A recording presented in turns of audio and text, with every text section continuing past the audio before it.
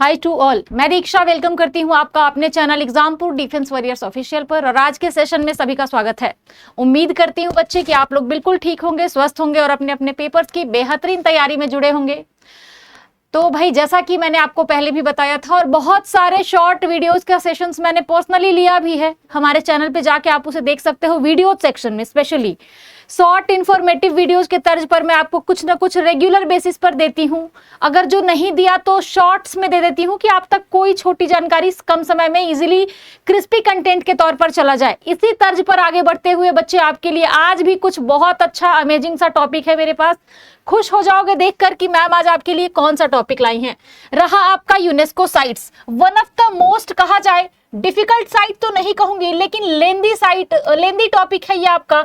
All because कि इतने सारे यूनेस्को साइट्स होते हैं कि आप भी सोचोगे मैम कैसे एक बार में सारी यूनेस्को साइट्स को याद कर ले, क्या करें कि सब याद हो जाए, दिमाग में रहे। चाहे आपकी रामसर साइट हो या फिर यूनेस्को, ये दो ऐसे टॉपिक्स होते हैं कि पता सबको होता है कि ये इंपॉर्टेंट है लेकिन एक बार में दिमाग में नहीं आता है।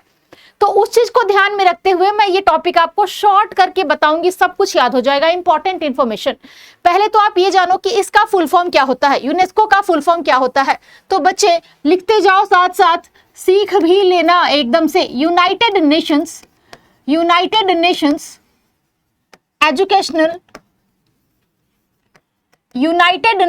एजुकेशनल साइंटिफिक कल्चरल ऑर्गेनाइजेशन, ठीक है ना। Scientific and cultural organization, clear है। यह आपका हो गया फुल फॉर्म, एक भी जानकारी आपकी नहीं छूटेगी। फुल फॉर्म पहले नोट कर लो, ये भी इंपॉर्टेंट है। चलते हैं आगे के स्लाइड्स पे। तो अब हम लोग देखेंगे, ये सारे तो नहीं है लेकिन अप्रोक्स कोशिश रही है कि सारे के सारे साइट्स को मैं आपके बीच लेकर आऊं और बिल्कुल से एक नजर आप ओवरव्यू कर लो और देख के पहचानो कि कौन कौन से साइट्स यूनेस्को के अंतर्गत आते हैं। ये करते क्या है, तो जितने भी हमारे प्राचीनतम या प्राचीन मॉन्यूमेंट्स हैं, हमारे जो इंडिया के हेरिटेज साइट्स होते हैं, उनकी सुरक्षा और संरक्षा के लिए कार्य करते हैं। उनकी आयु बढ़ जाती है अगर यूनेस्को किसी संस्था, किसी मॉन्यूमेंट, किसी हेरिटेज साइट को अपने अंतर्गत कर लेता है तो आप मान के चलिए उस मॉन्यूमेंट की आयु दुगनी हो जाती है, क्योंकि उसकी सुरक्षा का दायित्व यूनेस्को के ऊपर आ जाता है। टोटल फुल फॉर्म आप देख चुके हो। अब देखते हैं कि यूनेस्को के मतलब विश्व विरासत स्थल में भारत में कौन कौन से साइट्स होते हैं और कितने साइट्स होते हैं। तो बच्चे टोटल 43 साइट्स हैं। ये आप अभी मतलब एकदम करंट डेटा के हिसाब से भी देखोगे तो टोटल 43 साइट्स होते हैं जो यूनेस्को के अंदर आते हैं। 35 तो आपके होते हैं सांस्कृतिक, जिसको कि क्या कहा जाता है, जिसको कि आप कह सकते हो कल्चरल भी कह सकते हो। कौन सा कलर लिखूं कि यहां पे आपको पता चले, जिसको कि आप कल्चरल भी कह सकते हो। वेट फॉर अ सेकेंड, क्या कह सकते हो, कल्चरल कह सकते हो सांस्कृतिक को। प्राकृतिक को आप कह सकते हो नेचुरल, क्या कह सकते हो, नेचुरल। और एक आपका मिक्स्ड में आता है, मतलब कि मिश्रित। अब देखो कहीं कहीं गूगल करोगे तो 35 की जगह 37, कहीं कहीं 35-7 और यहाँ 2 दिखाता है। बट इन एक्चुअल अगर वैलिड किसी भी साइट पर देखेंगे आप तो एक मिश्रित, 7 प्राकृतिक और 35 सांस्कृतिक साइट्स हमें नजर आते हैं। मतलब कि कुल कितने हो गए बच्चे, 43 साइट्स। ये भी याद कर लो भाई, हर पेज में एक क्वेश्चन बन रहा है। 7 प्राकृतिक साइट्स में अगर हम देखें कौन कौन से हैं तो एक नजर देखना। काजीरंगा राष्ट्रीय उद्यान आप स्वतः यहां जोड़ लेंगे, राष्ट्रीय उद्यान आप स्वतः यहां जोड़ लेंगे। काजीरंगा राष्ट्रीय उद्यान, मानस वन्यजीव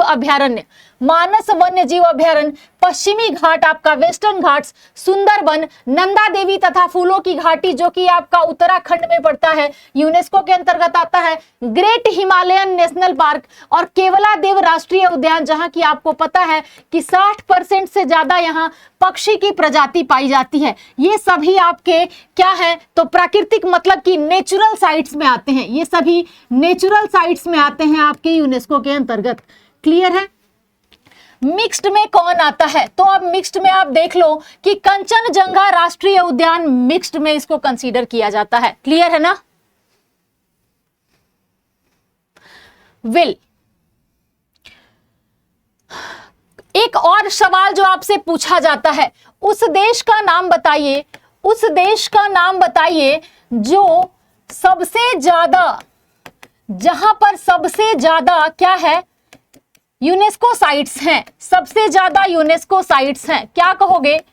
तो बच्चे आप बताना कि मैम इटली, या जो भी पूछे, सॉरी इटली, क्या बताओगे? इटली बताना आप लोग, ठीक है ना? क्या बताओगे बच्चे? इटली होता है सबसे ज्यादा यूनेस्को साइट वाला शहर, जहां की टोटल 60 साइट्स हम लोग देखते हैं। कंट्री सबसे, उस देश का नाम आपसे पूछा जाएगा जहां पर सबसे ज्यादा यूनेस्को साइट्स हैं, तो आप क्या बताओगे कि इटली है। ऑल बिकॉज वहां हम कितने साइट्स को देखते हैं, तो टोटल हम देखते हैं 60, चाइना में 59 आते हैं भारत के पास। तो बच्चे देखो 50 नहीं, सॉरी 43 साइट्स हमारे इंडिया के पास है। और सबसे कम कहां है? तो पोलैंड में बस 17, पुर्तगाल में भी बस 17, थोड़ा ही ऊपर है ग्रीस जहां की 19, ऑस्ट्रेलिया में 20। आपको याद क्या करना है? सबसे कम, ये मिनिमम याद कर लो, एक तो मैक्सिमम याद कर लो, ये पूछा जाता है, और भारत का इंपॉर्टेंट है, याद कर लो। इससे ज्यादा आपसे मुझे नहीं उम्मीद है कि कोई सवाल बनाया जा सकता है। अब एक सवाल जो बनता है कि भारत में वो जगह बताओ, भारत का वो राज्य बताओ या वो जगह बताओ जहां पर सबसे ज्यादा यूनेस्को साइट्स हमें नजर आते हैं। भारत के किस राज्य में? तो बच्चे अगर भारत के उस स्थल की बात की जाए जहां सबसे ज्यादा विश्व धरोहर स्थल हैं, टोटल 5, तो महाराष्ट्र में। कहां पर है? महाराष्ट्र में है, टोटल 5। कौन कौन से हैं? तो अजंता गुफा, अजंता की गुफाएं आप जानते हो, अजंता एलोरा की गुफाएं आपने पढ़ा होगा, नासिक महाराष्ट्र। एलिफेंटा की गुफा भी आपने पढ़ा होगा, बिल्कुल पढ़ा होगा। छत्रपति शिवाजी टर्मिनल महाराष्ट्र में ही है। और विक्टोरिया गोथिक व आर्ट डेको एसेंबल, ये भी क्या है? गोथिक एक आर्ट शैली है, गोथिक कला, आप लोगों ने नाम सुना होगा। ये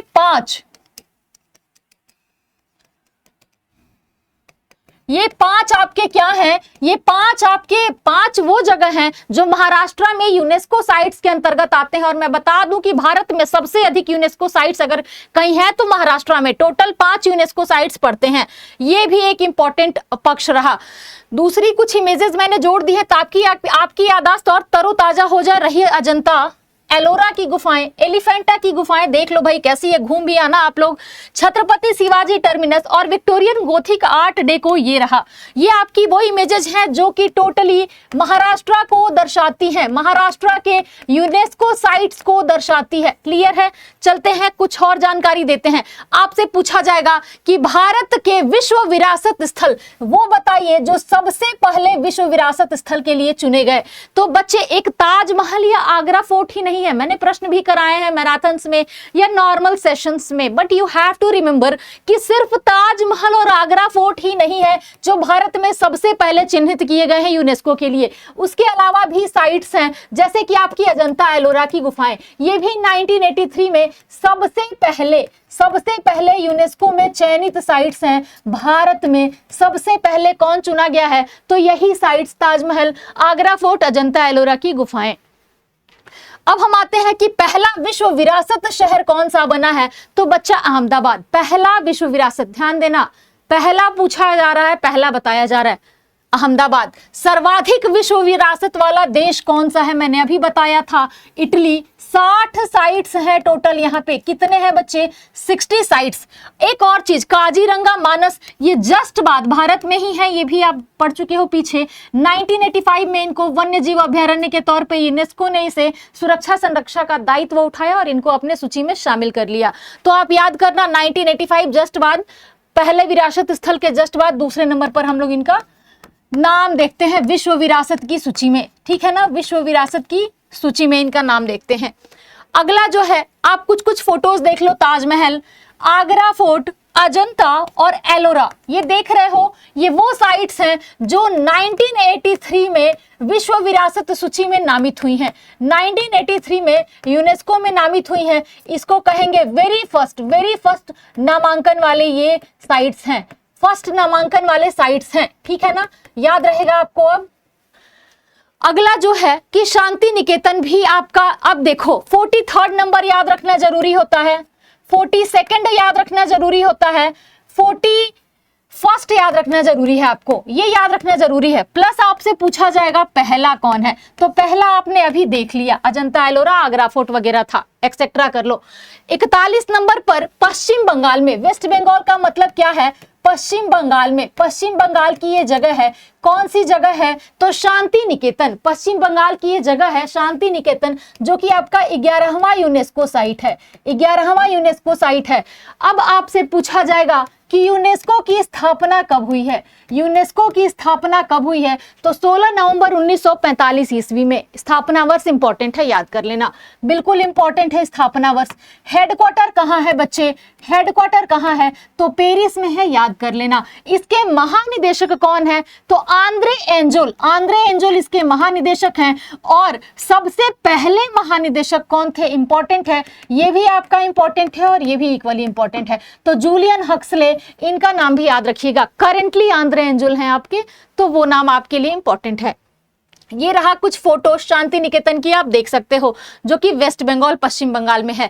यूनेस्को ने 17 अप्रैल 2025 को 16 नए वैश्विक जियो पार्क्स को मान्यता दी, ठीक है ना, जियो पार्क्स को मान्यता दी, जिसमें अब विश्व भर में ऐसे जियो पार्क्स की संख्या 229 हो गई है। आंकड़े थोड़े से कठिन होते हैं, लेकिन यहाँ कठिन नहीं है, कोई नहीं कहेगा कि मैम याद नहीं हो रहा है, बहुत आसान है ये याद करना। एक और इंपॉर्टेंट चीज जो आपको याद रखना है, हमारा जो ग्रंथ है श्रीमद् भागवत गीता, हमारी जो प्राचीनतम नाट्य शास्त्र है, नाटक की पुस्तक, जिसमें कि नृत्य ही नहीं नाटक का वर्णन प्राचीनतम मिलता है, भरत मुनि का नाट्य शास्त्र, इन दो ग्रंथों को, इन दो पुस्तकों को यूनेस्को ने memory of the world register में शामिल किया है। तो ये भी आपको याद रहना चाहिए। आप करंट समझ के याद करें, जीके समझ के याद करें या इंफॉर्मेशन समझ के याद करें, यू हैव टू रिमेंबर।